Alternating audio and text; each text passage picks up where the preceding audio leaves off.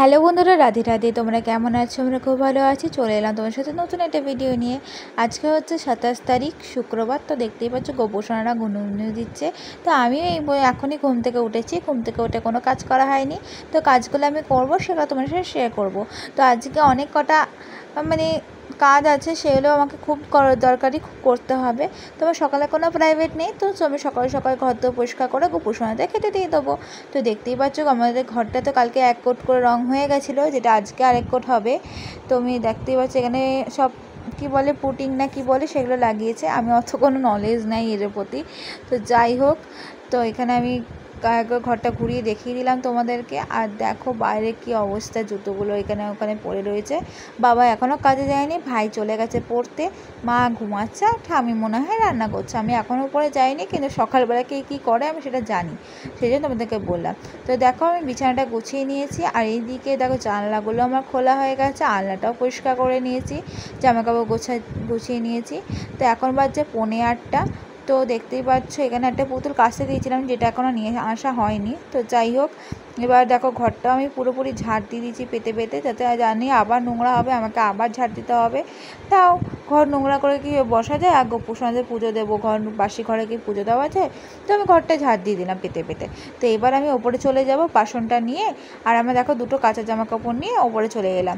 তো দেখতেই পাচ্ছ ঠামি এখানে রান্না করছে। তো বাবা কাজে যাবে, ভাই যাবে স্কুলে।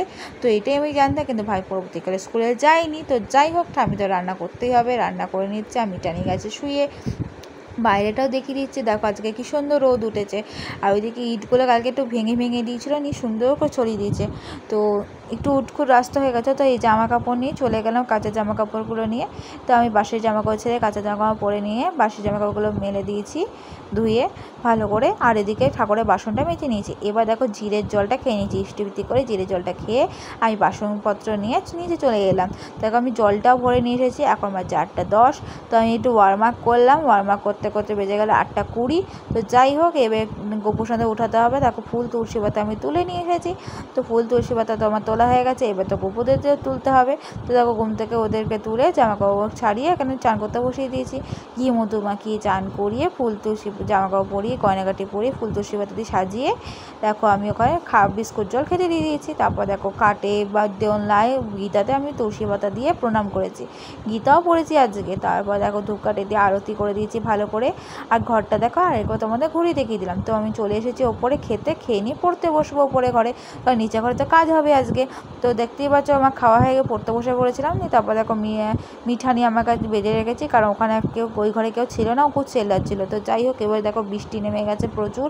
তো বৃষ্টি দেখো পড়তে পড়তে একটু বৃষ্টি ভিডিও করে নিলাম। মা আর ভাই বারান্দায়, আর আমি এই ঘরে বসে পড়ছিলাম। তো যাই হোক, পড়াটা কমপ্লিট করে উঠবো।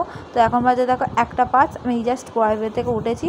ভাই দেখ ফোন ঘাটছে, আর এদিকে ঠামি ভাত বাড়ে, আর মা একটু বসে বসে ফোন ঘাটছে নিয়ে। তারপর আমি একটু নিচে চলে এলাম দেখাতে যে ঘরটা কতটা রং হয়েছে। তো যাই হোক, দেখো দরজাটা একদম রং হয়ে গেছে। আর এদিকে দেখো মায়ের খাট চলে এসেছে। মা যে খাটটা বানাতে দিয়েছিল, সে খাটটা আজকে হঠাৎ করে চলে এসেছে আমার দাদাই নিয়ে। তো যাই হোক, খাটটা এবার ঘরে সেট করা হবে। খাটটা খুবই সুন্দর ডিজাইন হয়েছে, যেটা আমার খুব ভালো লেগেছে। তো এবার দেখো ওপরে আমি মাকে বললাম, মা খাট এসেছে, কি মজা তাই না? মা বলছে হ্যাঁ। মিঠানিও বলছে কে এসেছে, খাট এসেছে। মাকে বললাম, মা যাও তুমি খাটটা দেখে আসো। নিয়ে ঠামিকে বলছে, ঠামি খাট এসে গেছে, তো নিচে যাবে না? বলছে হ্যাঁ যাবো পরে। নিয়ে মা একটু ঘরে লাইটটা জ্বালিয়ে নিল, আর আমিও চান টান করে নিয়ে আমি গোপোষণাদের এখানে চিড়ে প্রসাদ খেতে দিয়ে দিয়েছি। আর ওইদিকে খাট রাখছে, সব মালপত্র আনছে। আর এইদিকে দেখো বামা কাকা এই ঘরটা ওই জানলাটা রং করছে, আর এই দুটো জানলা রং হয়ে গেছে। তো যাই হোক, দেখো এখানে সব জিনিসপত্র করে রেখে দিয়েছি। আর এদিকে দেখো একটা করে যে ওঠাচ্ছে, কি বলে এগুলোকে জানি না। তো খাটে সব পাশগুলো ওঠাচ্ছিলো। তো যাই হোক, এখানে ওপরে কটা করে ওঠানো হয়ে গেছে। তো আমি খেয়ে নিচ্ছি তার ফাঁকে ভাত ডাল ঘি আর আলু ভাজা। এই জিনিসটা খেতে আমার খুবই ভালো লাগে। দেখো খাটটা আমি সবাই মিলে আমরা খাটটা সেট করে নিয়েছি।